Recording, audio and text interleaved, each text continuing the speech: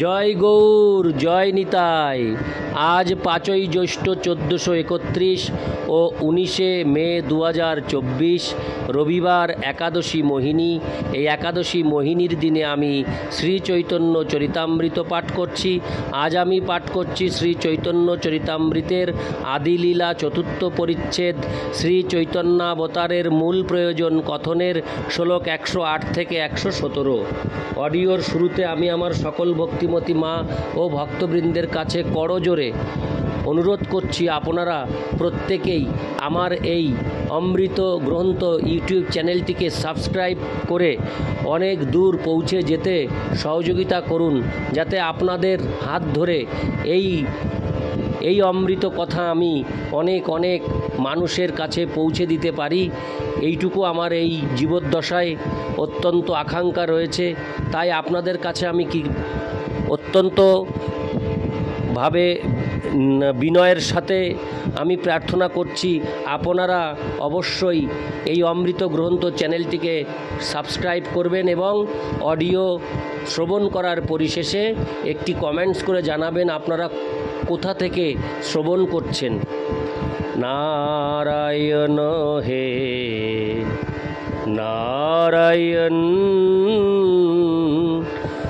ভবভয়হরণম নারায়ণ। শ্লোক 108। রাধিকার ভাব জইছে উদ্ভব দর্শনে, সেইভাবে মত্ত প্রভু রহে রাত্রি দিনে। শ্লোকার্থ। উদ্ভবকে দর্শন করে শ্রীমতী রাধারানী যে ভাব প্রাপ্ত হয়েছিলেন, সেইভাবে শ্রী চৈতন্য মহাপ্রভুও রাত্রি দিনে কৃষ্ণ বিরহে উন্মত্ত থাকতেন। তাৎপর্য: যারা শ্রী চৈতন্য মহাপ্রভুর চরণাশ্রিত তারা হৃদয়ঙ্গম করতে পারেন যে বিপ্রলম্বভাবে তার কৃষ্ণ আরাধনা হচ্ছে প্রকৃত ভগবত আরাধনা। বিরহের অনুভূতি যখন অত্যন্ত তীব্র হয় তখন শ্রীকৃষ্ণের সঙ্গে মিলনের স্তর লাভ হয়। তথাকথিত সহজিয়ারা সহজভাবে কল্পনা করে যে তারা বৃন্দাবনে শ্রীকৃষ্ণের সঙ্গে মিলিত হয়েছে। এই ধরনের কল্পনা তাদের কাছে লাভজনক হতে পারে, কিন্তু প্রকৃতপক্ষে শ্রীকৃষ্ণের সঙ্গে মিলন কেবল শ্রী চৈতন্য মহাপ্রভু কর্তৃক প্রদর্শিত বিপ্রলম্ব ভাবের মাধ্যমেই সম্ভব। ইতি শ্লোক 108। শ্লোক 109। রাত্রে প্রলাপ করে স্বরূপের কণ্ঠ ধরি, আবেশে আপন ভাব কহে উঘাড়ি। শ্লোকার্থ। রাত্রিবেলায় তিনি স্বরূপ দামোদরের কণ্ঠ ধরে প্রলাপ করতেন। অপ্রাকৃত প্রেমোন্মাদনায় তার হৃদয় উজাড় করে তিনি তার ভাব ব্যক্ত করতেন। ইতি শ্লোক 109। শ্লোক 110। যবে যেই ভাব ওঠে প্রভুর অন্তর, সেই গীতি শ্লোকে সুখ দেন দামোদর। শ্লোকার্থ। মহাপ্রভুর হৃদয়ে যখন যে ভাবের উদয় হতো স্বরূপ দামোদর তখন সেই ভাব অনুসারে গান গেয়ে অথবা শ্লোক আবৃত্তি করে তাকে আনন্দ দান করতেন। ইতি শ্লোক 110। শ্লোক 111। এবে কার্য নাহি কিছু এসব বিচারে, আগে ইহা বিবরিব করিয়া বিস্তারে। শ্লোকার্থ। এখন এগুলি বিচার করার প্রয়োজন নেই, পরে আমি বিস্তারিতভাবে সেগুলি বর্ণনা করব। ইতি শ্লোক 111। শ্লোক 112। পূর্বে ব্রজে কৃষ্ণের ত্রিবিধ বয় ধর্ম, কৌমার পৌগণ্ড আর কৈশোর অতি মর্ম। শ্লোকার্থ। পূর্বে ব্রজধামে শ্রীকৃষ্ণ 3টি বিভিন্ন বয়সে লীলা প্রদর্শন করেছিলেন। এই 3টি বয়স হচ্ছে কৌমার, পৌগণ্ড ও কৈশোর। তন্মধ্যে তার কৈশোর লীলা বিশেষ তাৎপর্যপূর্ণ। ইতি শ্লোক 112। শ্লোক 113।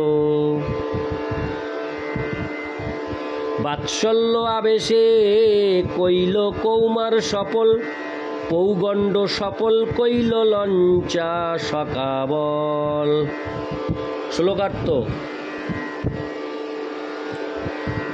বাৎসল্যভাবে পিতামাতার স্নেহ তার কৌমার লীলাকে সফল করেছে, আর তার পৌগণ্ড লীলা সফল হয়েছে সকাদের সাহচর্যে। ইতি শ্লোক 113। শ্লোক 114। রাধিকাদি লঞ্চা কৈল রাসাদি বিলাস, বাঞ্চা বরি আস্বাদিল রসের নির্যাস। শ্লোকার্থ। কৈশোরে তিনি রাধিকা প্রমুখ ব্রজ গোপিকাদের নিয়ে রাস নৃত্য আদি লীলা বিলাস করে প্রাণ ভরে সমস্ত রসের নির্যাস আস্বাদন করলেন। ইতি শ্লোক 114। শ্লোক 115। কৈশোর বয়সে কাম জগৎ সকল, রাসাদি লীলায় তিন করিল সফল। শ্লোকার্থ। কৈশোর বয়সে শ্রীকৃষ্ণ রাস নৃত্যের মতো প্রেমময়ী লীলা বিলাসের মাধ্যমে স্বীয় কৌমার পৌগণ্ড ও কৈশোর সহ সমস্ত জগৎ সফল করলেন। ইতি শ্লোক 115। শ্লোক 116। সোহপি কৈশোরক বয় মানয়ন্নু মধুসূদন, রেমে স্ত্রী রত্ন কুটস্থ খপাশু খপিতাহিত। অনুবাদ। শ্রীকৃষ্ণ কৈশোর বয়সে শারদ রজনীতে রত্ন সদৃশ গোপাঙ্গনাদের দ্বারা পরিবৃত হয়ে বিশেষ লীলা বিলাসের মাধ্যমে তার কৈশোর বয়সকে সম্মান করেছিলেন।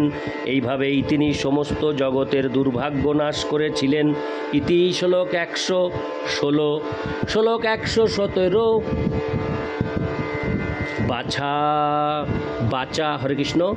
বাচা শুচিত সর্বরীরতি কলা, প্রাগলভ্যয়া রাধিকাং বীড়া কুঞ্চিত লোচনং বীরচয়নগ্রে সখী নামসৌ। তদ্দক্ষ রূহ চিত্র কেলিম করি পাণ্ডিত্য পারঙ্গত, কৈশোরং সফলী করতি কলয়ন কুঞ্চে বিহারং হরি। অনুবাদ। এই কৃষ্ণ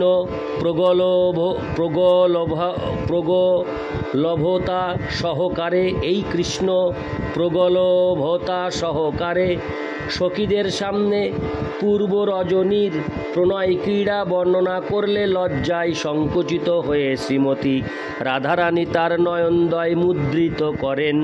শ্রীকৃষ্ণ তখন তার বক্ষ পরে মকর আদি চিত্র অঙ্কন করে বিশেষ চাতুর্য প্রকাশ করেছিলেন। এই রকম রসক্রীড়ার দ্বারা কুঞ্জে বিহার করে হরি তার কৈশোর বয়স সার্থক করেছিলেন। তাৎপর্য। এই শ্লোকটি ছিল রূপ গোস্বামী কর্তৃক ভক্তি রসামৃত সিন্ধু 2:1-231 থেকে উদ্ধৃত। ইতি শ্লোক 117। অডিওর পরিশেষে সকল ভক্তিমতী মা ও ভক্তবৃন্দের কাছে আমার বিনীত প্রার্থনা, আমার এই ক্ষুদ্র ইউটিউব চ্যানেল অমৃত গ্রন্থকে সাবস্ক্রাইব করে অনেক অনেক দূর এগিয়ে যেতে আপনারা আশীর্বাদ করুন। আপনাদের আশীর্বাদ না পেলে এই চ্যানেল কখনোই এগিয়ে যেতে পারবে না। জয় গৌর, জয় নিতাই।